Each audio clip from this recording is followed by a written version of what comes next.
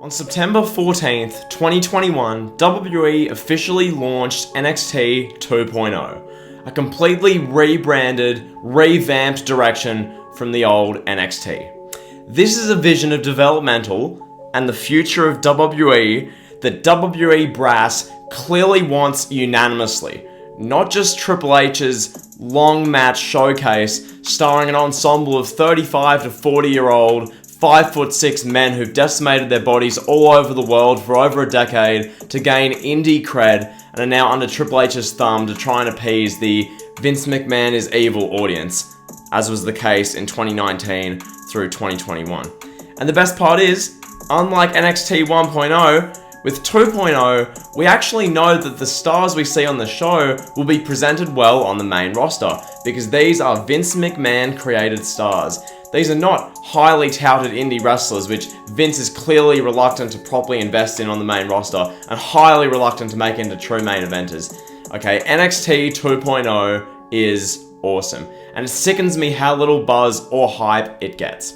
For those of you who enjoy this, but think some other stuff deserves more spotlight and you want to know what to look forward to going into the future, this is the video for you. Here today, I'm going to explain to any of you watching that maybe don't know who's the NXT 2.0, that maybe don't know which performers will fly the flag for WWE over the coming years, that don't know why they should watch 2.0. This video is your one-stop shop for all of it. So without any further ado, let's get right into it. So, for starters, why watch? This is what I ask myself every time before I watch a show, be that wrestling or not. Why am I watching this? And when it comes to NXT 2.0, I watch for two reasons. For one, the infectious energy that permeates all throughout the show. This stems off the back of the vibrant, young, exciting, fresh talent on display. And secondly, seeing how each character gets fleshed out and developed each week. Keyword, characters. The first point I mentioned before is a huge one. The vibrant, infectious energy of the show. Personally, I've been searching for a wrestling product for the longest time where the audience is buzzing throughout the show wire to wire, and that isn't reliant off exclusively pieces of career-shortening athleticism or acrobatics by the wrestlers, or totally unnecessary shots at another promotion. NXT 2.0 has an authentic, just a buzz to it, which makes the show so damn fun to watch and really helps just permeate, off the screen into the viewer. So that's one thing. The show is always energetic. It's always fresh. Now to the next major points. The talent. For starters, Bron Breakker. This is the guy. This is the man that will get the next Roman Reigns type push on the WWE main roster. In my eyes, look out for Bron making a big impact on the main roster as early as 2023. But why? What is it about Bron Breakker? Why should you care? What's so good about him? Jimmy, talk to me. Okay, Bron has everything you look for in the main event guy of WWE role. For me, it's his ruthless, high-octane energy which makes him so awesome. When Bron's on your screen, you don't know what the hell's going to come out of his mouth, you don't know what act of sheer power or dominance he's going to put on show, but you do know it's going to be damn entertaining when he does it. For me, I look at Bron's entrance, just take this one at NXT New Year's Evil, or this one here at NXT Vengeance Day. Look at these entrances. This is a moment maker. This is someone who does cool stuff. He's a powerhouse, obviously, but stuff like this is a cool moment. It gets you talking, it creates buzz, it's sick. So when it comes to Bron Breakker on the main roster, expect WWE to try and push him as the babyface right out the blocks. Then, as usual, fans will bitch and moan like children at the dinner table being told to eat vegetables because Bron will be pushed as the guy and it should be given to more deserving guys like AJ Styles or Seth Rollins, not Bron Breakker. This is too one-dimensional. WWE need to push better stuff. Expect that, okay? Expect that, but please ignore those people. When Bron Breakker finally shows up on Raw or SmackDown, appreciate his it factor. Because mark my words, this is a star, this is the next guy for WWE. And then you've got Carmelo Hayes. Melo is my personal favourite of the lot. Melo to me epitomises what the modern day sports entertainment star should be. His charisma game is scarily similar to MVP from back in the Ruthless Aggression era, and much the same with his cool factor.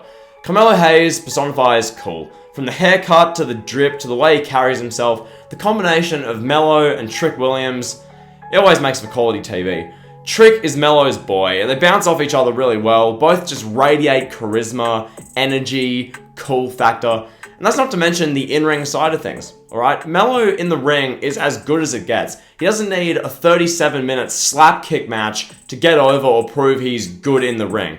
He's explosive, he's shifty, he's crisp in the ring, he's professional, using his athleticism to execute high spots at ease, whilst at the same time using his great selling to put over whichever babyface he's competing against. Alright? Melo is money. Expect him to make his way up to the main roster, perhaps work some form of a program with MVP and Lashley and maybe the Hurt Business early on, and from there he'll be a primetime attraction under the bright lights of Friday nights. Oh boy. Imagine Pat McAfee commentating for Carmelo Hayes. That's going to be too sick, alright? Then you've got Toxic Attraction. A stable so good that even Dolph Ziggler proudly rocks their merch on national television. Alright, the team of Mandy Rose, Gigi Dolan, Jacy Jayne, brilliantly being dirty heels that generate both quality heel heat with sex appeal and have become the stars of the deep female division in NXT. This has objectively been the best work of Mandy Rose's career, and she deserves high praise for it. This stuff, it's her being herself amped up to 100, and that's what exactly makes a great star in pro wrestling. Gigi Dolan and Jacy Jayne, they've gotten plenty of screen time and exposure as part of this act, and it's really helped get them over heaps. With Toxic Attraction, look, the act is top quality, it really is, and the in-ring side, let's be honest, it's not absolutely god tier in-ring, but hey, to be a big star in WWE, you don't need that, and that's completely fine. So Toxic Attraction, they're going to be a mainstay act on Friday Night SmackDown. Expect that maybe late 2022 into 2023 and on. This is going to be a mainstay act on SmackDown. And then you've got Solo Sikoa.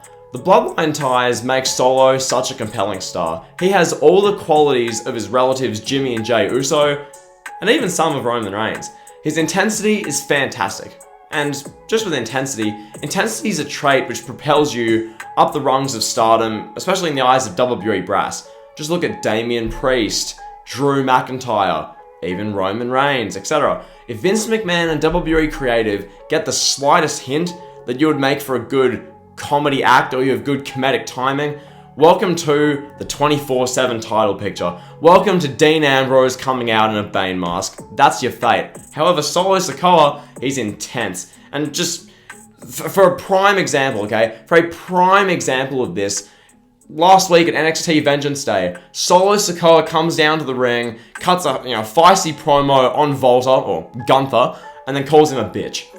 As you do. It just feels inevitable with WWE and Solo Sikoa that they'll bring up Solo, perhaps even later this year in 2022, but definitely by 2023, and incorporate him into the Bloodline storyline. Perhaps Solo feuds with the Bloodline, maybe Jimmy Uso joins Solo Sikoa, Jey then becomes heavily conflicted over whether to stay with Roman or not now that his brother's left. Roman's being his classic demonstrative asshole heel self. The Rock can get involved as well, potentially, because this will be around Mania 39 season.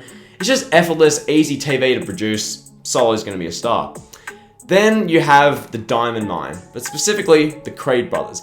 This Diamond Mine act is quality. The top tier heel work, or just general work, of the microphone magician Malcolm Bivens and the dominant badass nature of the Creed brothers makes this so damn entertaining.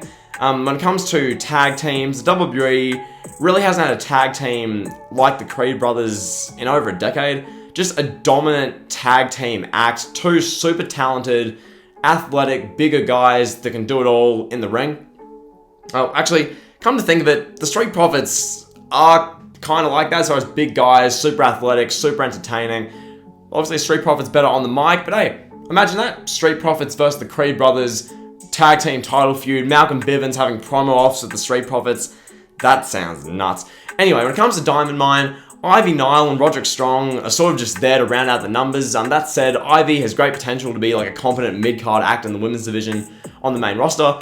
And Roddy, well, he doesn't have much of a hope in hell of making it on the main roster, let's just be fair. Then you have LA Knight. This man was born to work in front of a live audience. The way he holds the crowd in the palm of his hand during a promo, it's top tier.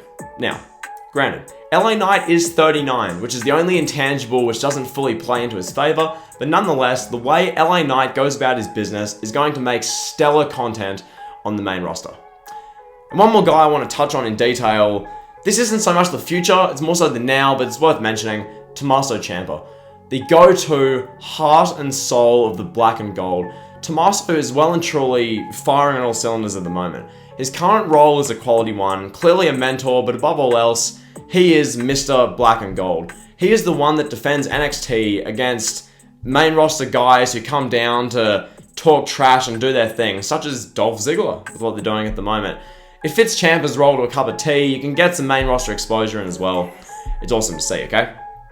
Now, I think it's time for a bit of rapid fire, where I'm going to go into a bunch of different wrestlers in NXT 2.0, and just generally these guys and gals of the future of WWE. I'm going to do 1 or 2 sentences about their name, their identity, and what to expect on the main roster. So, kicking it off, Tony D'Angelo, badass Chicagoan with an Italian heritage, very entertaining talker, and he's going to be a mainstay mid-card act in WWE for the next decade.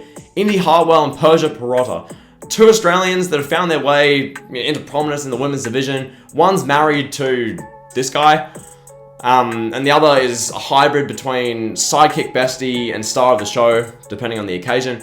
Then you got Joe Gacy. He's an activist, a leader who cuts relevant, edgy promos that blur the lines between WWE fiction and absurd social justice realities. Joe will be able to ride the coattails of his ever-relevant, social commentary acts into his mid-40s. And speaking of Joe Gacy, well, you've got Haaland. Once hyped by people such as myself as the next Brock, now he's a hybrid of a enforcer / scary big man / chains 2.0. I look forward to seeing what they're going to do with him going forward. He's still got a lot of developing to do. Oh, and then you got Grayson Waller. This guy gives me Australian Sami Zayn vibes, just a brilliantly obnoxious dickhead heel that's going to have multiple mid-card championship reigns. He's going to be doing red carpets. He's going to be interrupting the Jackass crew in 5 years' time. Grayson Waller's just bloody fantastic, okay? And then just to round it off, you've got the members of NXT 1.0 who've been given a true chance to flesh out their characters and find themselves in NXT 2.0. From Santos Escobar, who just main evented Vengeance Day in an NXT Championship match versus Bron Breakker, to a star tag team to MSK, to Cameron Grimes, Io Shirai, hell, even Dakota Kai's got a new character now. This, right here, this is the future of WWE, and it's really damn fun watching it flourish and develop in front of our eyes.